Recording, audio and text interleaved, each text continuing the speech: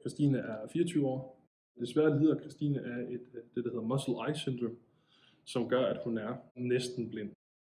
Christine er meget afhængig af lyde, hun er meget afhængig af følelse, hun er meget afhængig af former og farver.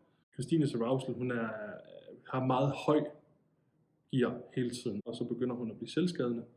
Det kan ses meget på hendes fingre. Hun er meget fingersøgende i munden, men når hun bliver rigtig opstemt, så bider hun i sine fingre og trækker tænder i det, og det kan godt give blod nogle gange. Det samme er også selvfølgelig, når hun skal i seng. Hvis hun ikke får en eller anden form for pause, inden hun skal i seng, så lægger vi hende i seng, og så hun stadig lysvågen. Og så vil hun være vågen løst af natten og få ødelagt sin rutine på den måde.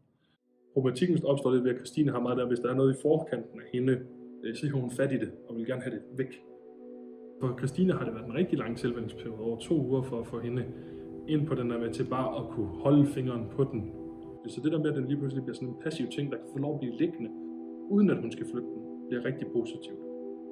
For det har gjort, at Christine har noget, hun kan ligge og føle på, som giver hende en form for ro i kroppen.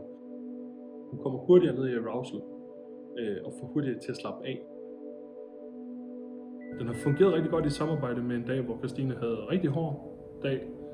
Efter aftensmaden, hvor hun ikke rigtig vil spise noget, ligger hendes hvile i kuglemadrassen med kugledynen over, og jeg lægger den her indmodpuden under kugledynen, så hun ikke kan få fingre i den.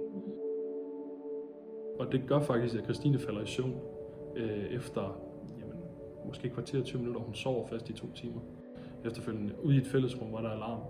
Og det er ikke noget, der er normalt. Så det, at hendes vejrtrækning var kraftig nok til at kunne starte den hver gang.